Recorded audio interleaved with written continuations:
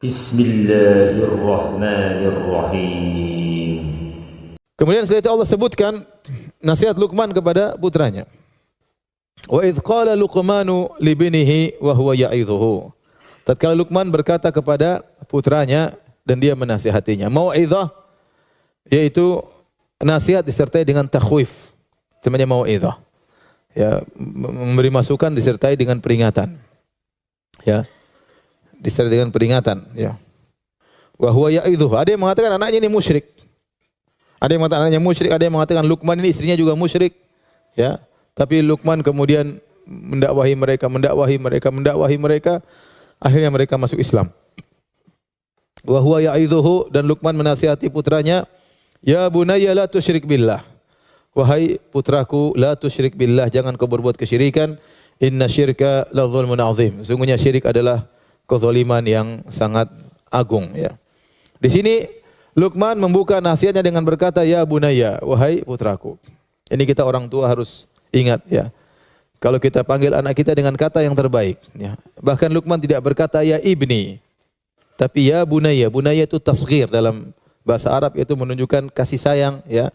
Kata-kata yang menunjukkan kasih sayang luar biasa dari seorang ayah kepada anaknya, ya.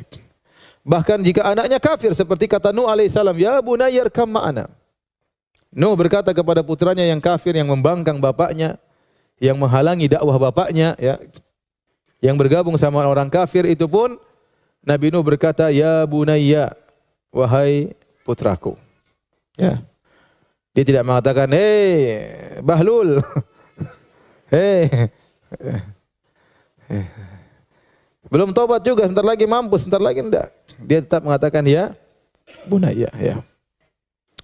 Nah, kita kadang-kadang emosi, kita enggak panggil dengan putraku, kita panggil namanya terkadang, ya. Terkadang kata-kata yang tidak pantas didengar oleh anak-anak, ya. Maka tetap kita jaga. Ingat, para ulama mengatakan anaknya ini musyrik. Anaknya siapa? Luqman. Ya, sama seperti Nuh berkata kepada putranya, ya bunayya, wahai putraku, wahai ananda, ya, ya. Wahai buah hatiku, ya, seperti itulah. Bagaimana kalau anak kita tidak musyrik? Hanya sekedar suka main game online. Ini tidak syirik tapi menjengkelkan. Kita panggil baik, ngobrol baik-baik sama dia, putraku ini gini. Kamu mau besar gimana? Main game terus kerjanya, ya. Yang nonton YouTube yang dinonton kayak begini, ya. Ngomong baik-baik, ya. Tapi intinya anak-anak harus sadar bahwasanya kita nasihat itu karena sayang. Kita khawatir tentang masa depannya.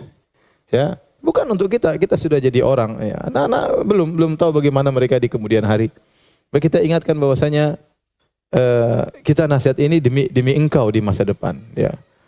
Bahwasanya kita sayang sama dia. Maka gunakan kata-kata yang menunjukkan kita sayang kepadanya. Ya bunayya, wahai putraku, ya.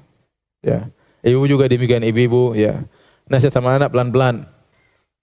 Jangan dengan kata-kata yang kasar. Abi, anakmu ini, Bi. Anak kita bersama itu. Lahir dari perutmu, wahai istriku. Itu hasil kerja sama kita berdua. Dan seorang suami marah bilang, ini anakmu tuh ambil. Seibu bilang, anakmu, gimana? Kita bareng-bareng, ya. Jadi tunjukkan bahwasanya anak itu kan penting gimana? Kalau kita marah sama dia, dia harus tahu dia salah. Jangan kita hanya sekedar marah-marah, kita ngomel-ngomel, dia tidak sadar kalau dia salah. Dia harus sadar bahwasanya kita marah sama dia karena kita sayang sama dia. Misalnya dia main HP, kita panggil, nah ini kan enggak bagus. Nah, ngomel bagus. Orang yang main game terus jadi orang main game online tiap hari, kemudian jadi orang berhasil, jadi menteri, ya. Jadi yang lain, ya tentu tidak, ya. Kalau dia tahu dari ini tidak baik, ya sudah. Baru kita ambil meskipun dia marah, yang jelas dia tahu bahwasanya kita melarang keburukan darinya, misalnya. Wa huwa ya'idhuhu, dan Luqman terus menasihati anaknya sampai dia pun masuk Islam. Ya bunayya la tusyrik billah, wahai putraku jangan kau berbuat syirik kepada Allah. Ini nasihat yang paling utama. Ya, menanamkan tauhid kepada anak-anak kita. Ya. Ini yang lebih utama daripada yang lainnya. Tauhid, ya. Bahwasanya Allah harus diagungkan. Meminta hanya kepada Allah, bertawakal kepada Allah, serahkan urusanmu kepada Allah. Sering kita bilang gitu, ya nak, berdoa sama Allah, nak. Serahkan urusanmu kepada Allah. Ya, semuanya mudah kalau Allah berkehendak. Kau minta kepada Allah. Sering kita gantungkan urusan mereka dengan siapa? Dengan Allah. Dia bilang tenang, nanti bapak yang urus. Tenang. Tenang. Bapak tinggal telepon selesai misalnya. Tenang, Abi jenderal, jangan khawatir. Bapakmu jenderal nak, jangan khawatir. Ya. Jadi kita akhirnya melupakan dia kepada Allah. Kita membuat dia bertawakal kepada kita. Jadi itu kurang bagus. Sehingga dia bertawakal kepada bapaknya, bersandar kepada bapaknya, bersandar kepada kekayaan harta bapaknya dan yang lainnya. Maka seorang menanamkan tauhid, nilai-nilai tauhid kepada anaknya ya. Bahwasanya mintalah kepada Allah. Bapak akan membantu. Tapi kau minta kepada Allah. Abi akan usahakan. Tapi kau berdoa kepada Allah Subhanahu wa taala. Ya sudah minta kepada Allah belum? Ya, sering latih diri dia untuk meminta kepada Allah, untuk bersandar kepada Allah, untuk meyakini bahwasanya tidak mungkin berjalan kecuali dengan izin Allah Subhanahu wa taala. Ingatkan dia tentang ketergantungan kepada selain Allah. Orang-orang ketergantungan kepada mayat-mayat, kepada wali-wali, ya. Kepada benda-benda mati, ya. Pada para nabi, ini semua kesyirikan. Inna syirka la dzulmun azim, sungguhnya kesyirikan merupakan kezaliman yang besar, ya. Karena adil dalam bahasa Arab, al-adil adalah wad'u syai' fi mawdhi'ihi. Keadilan dalam bahasa Arab maknanya meletakkan sesuatu pada tempatnya. Adapun kesyirikan lawan dari adil zalim. Lawan daripada adil zalim. Adil meletakkan sesuatu pada tempatnya, syirik atau zalim meletakkan sesuatu tidak pada tempatnya. Dan kezaliman yang paling zalim syirik. Kenapa? Karena sangat tidak pada tempatnya. Yang menciptakan alam semesta Allah Subhanahu wa taala, yang menciptakan kamu Allah Subhanahu wa taala, yang menyediakan sarana dan prasarana Allah, yang berikan rizki, berikan kau nafas setiap hari. Bumi yang kau pijak milik Allah, udara yang kau hirup milik Allah Subhanahu wa taala. Allah membuat engkau membuka matamu setiap hari untuk bisa melihat.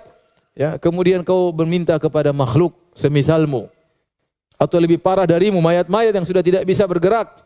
Ya. Atau minta kepada pohon, kepada batu, maka ini adalah sangat tidak pada tempatnya. Maka disebut dengan kezaliman yang parah. Ya, maka disebut zulmun azim, kezaliman yang sangat besar. Kenapa? Karena sangat tidak pada tempatnya syirik itu. Ya. Dan tauhid adalah a'dalul adl, keadilan yang paling adil. Meletakkan satu pada tempatnya. Nah, karena Tuhan Allah yang menciptakan kita, yang memudahkan segalanya, harusnya yang kita ibadi hanyalah Allah Subhanahu wa taala. Alhamdulillahi rabbil alamin.